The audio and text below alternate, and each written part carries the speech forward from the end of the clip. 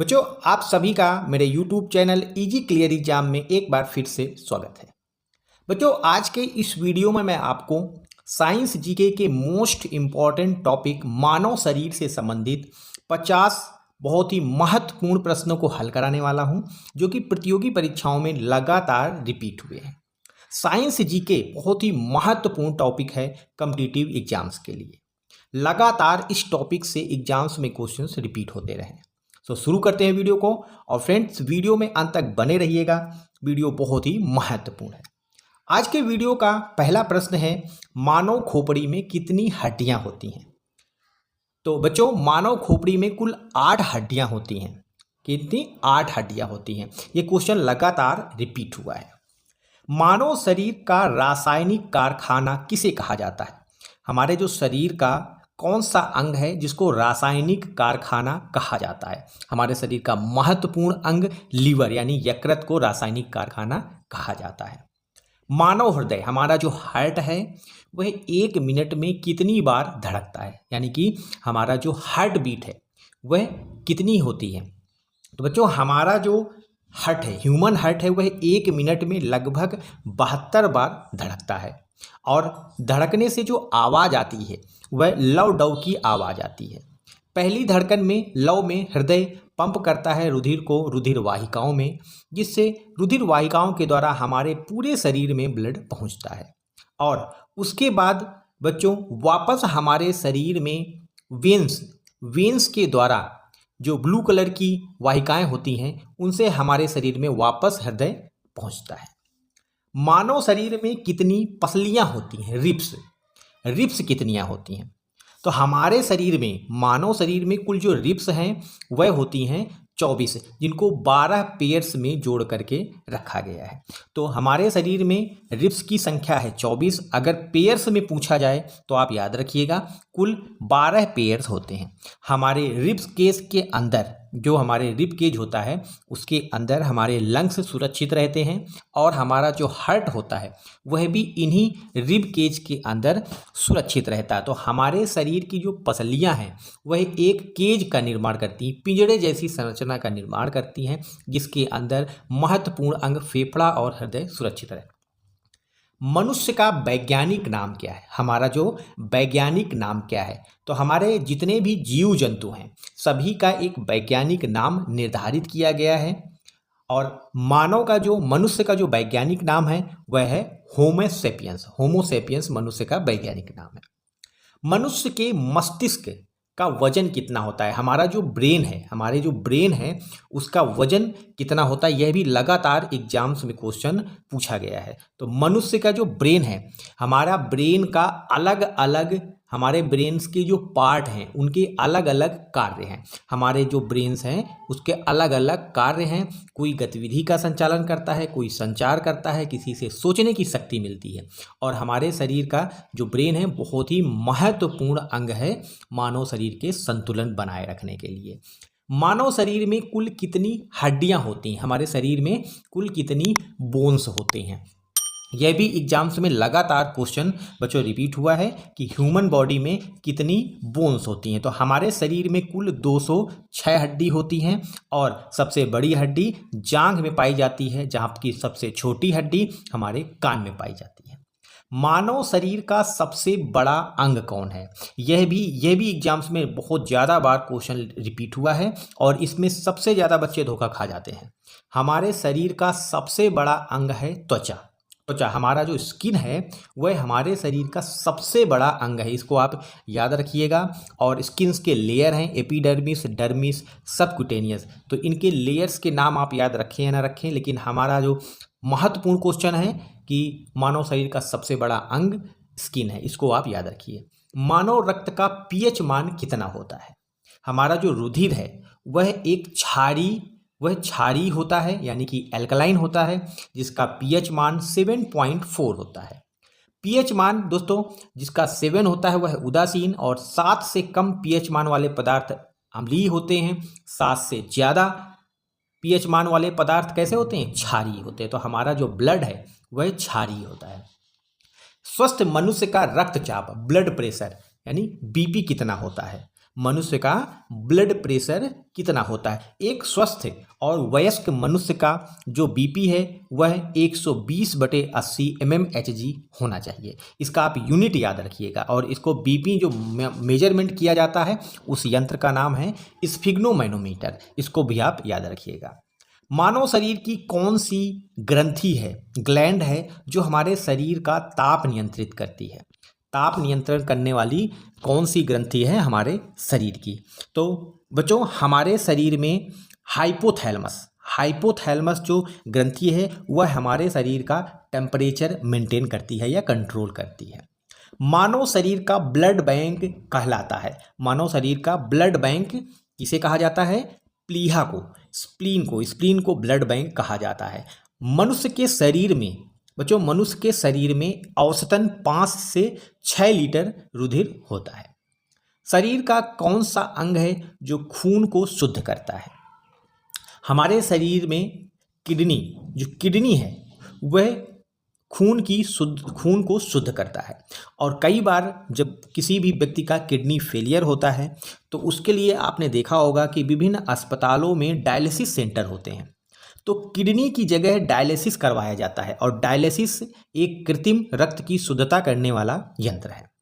शरीर का सामान्य तापमान कितना होता है? इसके पहले मैंने आपको बताया था कि हमारा जो ह्यूमन बॉडी है उसका ताप नियंत्रण करने का कार्य हाइपोथैलेमस ग्लैंड का है।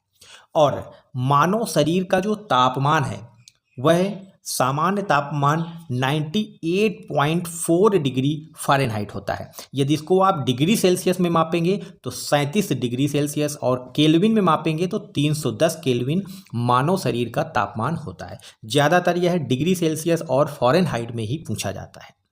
मानव शरीर में रक्त का निर्माण कहाँ होता है? वेरी मोस्ट इंपॉर्टेंट क्वेश्चन है ये बच्चों, बहुत ज़्यादा बार यह एग्जाम्स में रिपीट हुआ है। मानव शरीर में ब्लड का निर्माण कहाँ पे होता है? कहाँ पर होता है? अस्थि मज्जा में, बोन मैरो में, जो कि बोन्स में होता है, वहाँ पर रक्त का निर्माण होता है। रक्त का निर्माण आप याद रखिएगा, अस्थि मज्जा या फिर इंग्लिश में लिखा हुआ होगा बोन मैरो। लार में कौन सा एंजाइम पाया जाता है? लार हमारे डाइजेस्टिव सिस्टम का पहला अंग है जो कि जिह्वा से निकलता है। और लार में जो एंजाइम पाया जाता है वह है टाइलिन एंजाइम। और यह एंजाइम हमारे डाइजेस्टिव सिस्टम में भोजन को पाचन क्रिया का प्रारंभ करता है। हृदय की गतिविधि को किस यंत्र से मापते हैं? हृदय की गतिविधि को किस यंत्र से मापा जाता है? यह भी एग्जाम्स में कई बार क्वेश्चंस आया हुआ है। तो बच्चों हृदय की, हमारा जो हार्ट है उसके फंक्शन को अगर कोई डायग्नोस करना है कि कैसा हमारा हार्ट फंक्शन कर रहा है तो उसके लिए ईसीजी टेस्ट कराया जाता है। इसको इलेक्ट्रोकार्डियोग्राम टेस्ट कहा जाता है जो हार्ट का फंक्शन बताता है। मानव शरीर में कितना रुधिर पाया जाता है? हमारे शरीर में कितना रुधिर पाया जाता है? तो बच्चों एक स्वस्थ और एडल्ट व्यक्ति का जो मानव शरीर जो रुधिर होगा वह कम से कम उसके शरीर में 5 से 6 लीटर रुधिर पाया जाता है। तो मानव शरीर में 5 से 6 लीटर रुधिर पाया जाता है यदि वह व्यक्ति स्वस्थ है और वयस्क है। और पीएच मान भी आप याद रखिएगा 7.4 क्षारीय होता है। शरीर में कितने प्रकार के रक्त समूह होते हैं? हमारे शरीर में मुख्यतः 4 प्रकार के रक्त समूह हैं। तो ह्यूमन ब्लड को 4 प्रकार के रक्त समूहों में बांटा गया है। ए रक्त समूह वाले व्यक्ति, बी रक्त समूह वाले व्यक्ति, ओ रक्त समूह वाले और ए बी रक्त समूह वाले व्यक्ति। तो आप याद रखिएगा, ओ रक्त समूह वाला व्यक्ति सभी को ब्लड दे सकता है और ए बी रक्त समूह वाला व्यक्ति किसी भी रुधिर वर्ग वाले व्यक्ति से ब्लड ले सकता है। अगला प्रश्न है, मानव शरीर की सबसे छोटी हड्डी कहाँ पाई जाती है? मानव शरीर की सबसे छोटी हड्डी, हमारे शरीर में कुल 206 हड्डियां होती हैं और शरीर की सबसे छोटी हड्डी पाई जाती है कान में। और कान की उस हड्डी का नाम है स्टेपीज। कई बार एग्जाम्स में क्वेश्चन रिपीट हुआ है कि स्टेपीज किस अंग में पाई जाती है? तो स्टेपीज मानव शरीर की सबसे छोटी हड्डी है और यह कान में पाई जाती है। अगला क्वेश्चन है, बच्चों में प्रोटीन की कमी से कौन सा रोग होता है? तो बच्चों मानव शरीर के लिए विभिन्न प्रकार के प्रोटीन्स, विटामिन्स और आवश्यक खनिज तत्वों की आवश्यकता होती है। यदि इनकी कमी होती है शरीर में तो मानव शरीर में रोग होने लगते हैं। और प्रोटीन की कमी अगर होती है तो क्वाशियोरकर नामक रोग शरीर में बच्चों में स्पेशली यह होता है। मानव हृदय में कितने कोष्ठक होते हैं, चैम्बर कितने होते हैं, यह भी क्वेश्चन बच्चों लगातार रिपीट हुआ है। मानव शरीर के हृदय में जो कुल 4 कोष्ठक होते हैं, 4 चैम्बर होते हैं। और 4 चैम्बर्स में बच्चों जो लेफ्ट के 2 चैम्बर्स होते हैं उनमें अशुद्ध रक्त होता है, यानी कि डीऑक्सीजनेटेड ब्लड होता है। और राइट साइड के जो चैम्बर होते हैं उनमें शुद्ध रक्त होता है जो ऑक्सीजन युक्त होता है। मानव मूत्र में दुर्गंध का क्या कारण है? जो ह्यूमन यूरिन होता है तो उसमें दुर्गंध का कारण है यूरिया का प्रेजेंट होना।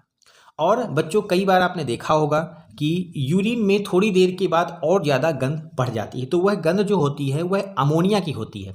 और बैक्टीरिया से क्रिया करने के पश्चात जो यूरिया है वह अमोनिया में बदल जाती है। इसलिए मानव शरीर का जो मूत्र है वह थोड़ी देर अगर खुले में रहता है तो वह अमोनिया जैसी गंध उससे आती है।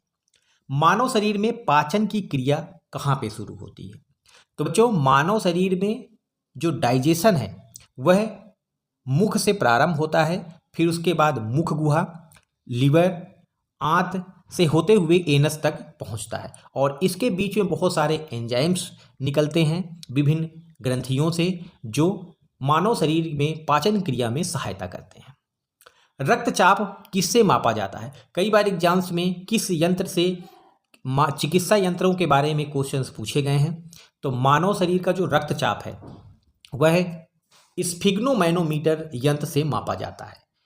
कौन सा यंत्र? स्फिग्नोमैनोमीटर। और मानव शरीर का जो रक्तचाप है वह 120/80 होना चाहिए। किसकी कमी से हड्डियां कमजोर हो जाती हैं? पहले मैंने बताया बच्चों हमारे शरीर में प्रोटीन, विटामिन्स, वसा और विभिन्न प्रकार के खनिज तत्वों की आवश्यकता होती है। और इनकी कमी से हमारे शरीर में विभिन्न प्रकार के रोग या फिर विभिन्न अंगों की कमजोरियां आने लगती हैं। तो जो हड्डियों में कमजोरपन आता है वह कैल्शियम की कमी से आता है। तो याद रखिएगा कैल्शियम की कमी से हड्डियां कमजोर होने लगती हैं। मानव शरीर की सबसे मजबूत हड्डी कौन सी है? हमारे शरीर में कैल्शियम शरीर की हड्डी को मजबूती प्रदान करता है। यदि कैल्शियम की कमी होती है तो हड्डियां कमजोर होने लगती हैं। वहीं पर मानव शरीर की सबसे मजबूत हड्डी को कहें तो जबड़े की हड्डी होती है सबसे मजबूत हड्डी। भोजन को पचाने के लिए किसकी आवश्यकता होती है? बच्चों हम जब खाने को खाते हैं उसके पश्चात हमारे पेट में डाइजेशन की क्रिया प्रारंभ होती है, लेकिन इस डाइजेशन को कंप्लीट करने के लिए हमारे शरीर में विभिन्न प्रकार के एंजाइम्स रिलीज होते हैं। जैसे कि पहले क्वेश्चन मैंने बताया था कि जो लार है उससे टाइलिन नामक एंजाइम निकलता है जो हमारे शरीर की वसा को स्टार्च में परिवर्तित करता है। तो इसी प्रकार अन्य अंगों से भी विभिन्न प्रकार के एंजाइम्स निकलते हैं जो पाचन क्रिया में सहायक होते हैं। अगला प्रश्न है मानव शरीर में पेस मेकर कहाँ लगाया जाता है? हमारे शरीर में पेस मेकर को हार्ट में प्रत्यारोपित किया जाता है जब हमारे हृदय में कोई कमी आती है। और कमी भी किस प्रकार की? जो गतिविधि होती है हृदय की वो अनियमित होती है। जब हार्ट बीट अनियमित हो जाती है तो मानव शरीर में पेस मेकर की आवश्यकता होती है। पेस मेकर का मुख्य कार्य है हृदय की गतिविधि को नियंत्रित करके रखना। हृदय से शरीर के अंगों में रुधिर को ले जाने वाली वाहिकाएं क्या कहलाती हैं? आर्टरी और हिंदी में इनको धमनी कहा जाता है। यह भी एग्जाम्स में क्वेश्चन पूछा गया है। हमारे शरीर में रुधिर को हार्ट से विभिन्न अंगों में ले जाने का कार्य धमनी करती हैं और रुधिर से वापस अंगों से वापस रुधिर को हृदय तक पहुंचाने का कार्य वाहिकाएं यानी वेन्स करती हैं। हृदय की धड़कन से कौन सी ध्वनि उत्पन्न होती है? मानव शरीर का जो हृदय है, हार्ट है, वह 1 मिनट में लगभग 72 बार धड़कता है। और जब मानव हृदय की धड़कन से रुधिर को विभिन्न धमनियों में पंप किया जाता है जिससे पूरे शरीर में पहुंचता है। हृदय की धड़कन से लव डव की आवाज निकलती है। अगला प्रश्न है सफेद रक्त कणिकाओं का मुख्य कार्य क्या होता है? हमारे शरीर में लाल रुधिर कणिकाएं और सफ़ेद रुधिर कणिकाएं, इन दोनों का ही बहुत ही महत्वपूर्ण कार्य है।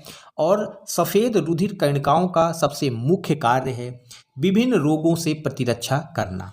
तो जैसे ही हमारे शरीर में कोई भी बाहरी वायरस प्रवेश करता है तो RWBC की संख्या बढ़ जाती है उससे लड़ने के लिए। तो WBC का मुख्य कार्य है रोगों से प्रतिरक्षा प्रदान करना।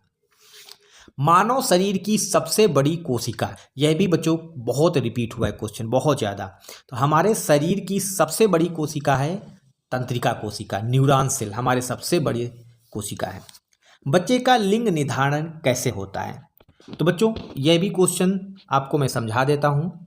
मनुष्य के शरीर में कुल 46 क्रोमोसोम्स होते हैं, जिसमें से 22 पेयर दोनों में और 22 पेयर के पश्चात एक अलग से पेयर होता है। अगर X और X पेयर है तो वह फीमेल और XY पेयर है तो वह मेल होता है।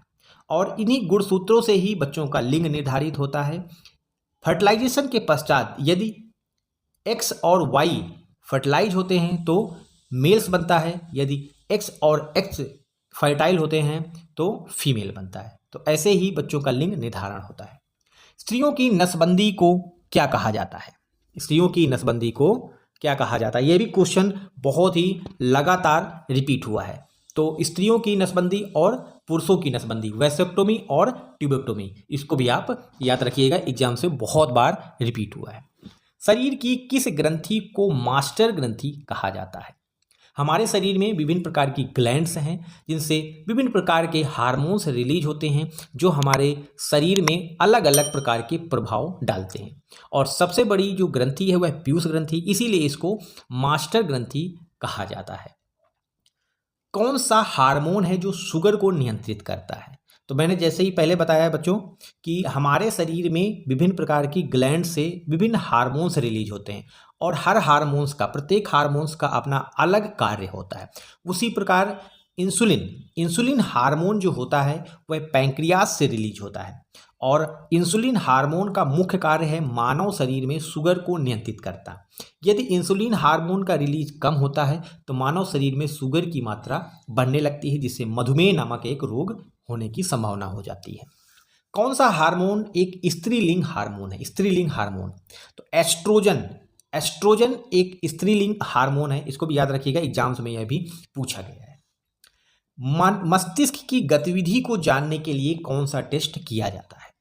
विभिन्न प्रकार के टेस्ट मैंने पहले ही बताए थे बच्चों, एग्जाम से पूछे जाते हैं। जैसे टाइफाइड होने पर कौन सा टेस्ट किया जाता है? Widal test. उसके पश्चात जैसे हृदय की गतिविधि को जानने के लिए कौन सा टेस्ट किया जाता है? ECG। उसी प्रकार हमारे मस्तिष्क ब्रेन की गतिविधि को जानने के लिए कौन सा EEG टेस्ट किया जाता है? EEG टेस्ट, आप इसको याद रखिएगा। मानव शरीर में शुगर की मात्रा बढ़ने से कौन सा रोग होता है? तो बच्चों मानव शरीर में क्या है कि इंसुलिन हार्मोन निकलता है हमारे शरीर में शुगर की मात्रा को नियंत्रित करने के लिए। यदि इंसुलिन हार्मोन कम निकलता है तो मानव शरीर में शुगर की मात्रा बढ़ने लगती है, या फिर कोई व्यक्ति अपना शुगर का इंटेक जब ज़्यादा करने लगता है तब भी उस पर शुगर की मात्रा बढ़ने लगती है, जिससे मानव शरीर में क्या होता है? मधुमेह रोग हो जाता है। वयस्क मनुष्य में कितने दांत होते हैं? वयस्क मनुष्य के शरीर में कितने? 32 दांत होते हैं और अलग अलग दांतों के अलग अलग नाम हैं। मैंने इसमें आपको नोट के रूप में दे दिया है जिससे आप देख सकते हैं। और प्रत्येक दांत का अलग अलग कार्य भी है, जैसे कैनाइन का अलग कार्य है और मोलर, प्रीमोलर, इन सब का अलग अलग कार्य है। तो आप दांतों के अलग अलग कार्य भी याद कर सकते हैं। किसकी कमी से कौन सा? विटामिन की कमी से रतौंधी रोग होता है। विटामिन ए की कमी से मानव शरीर में रतौंधी रोग होता है।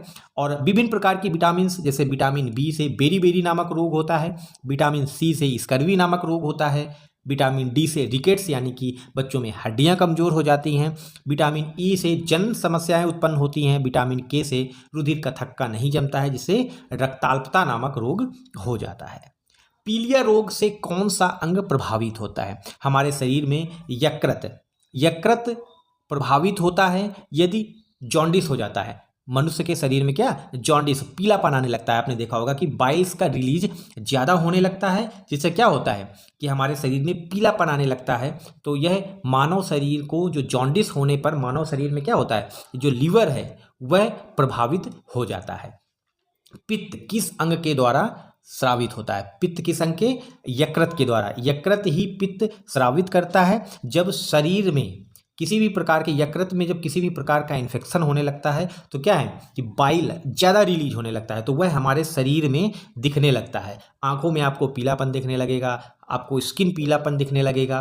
तो जो पित्त है वह यकृत के द्वारा स्रावित होता है, इसको भी आप याद रखिएगा, एग्जाम्स में कई बार पूछा गया है। तो बच्चों, मानव शरीर से संबंधित ये बहुत ही सिलेक्टेड क्वेश्चंस मैंने आपको बताए हैं जो प्रतियोगी परीक्षाओं में लगातार पूछे गए हैं और कॉम्पिटिटिव एग्जाम्स में इनके आने की संभावना सबसे ज़्यादा है। और बच्चों, यदि आपको यह वीडियो पसंद आया हो तो इसको लाइक, शेयर और सब्सक्राइब करना ना भूलें।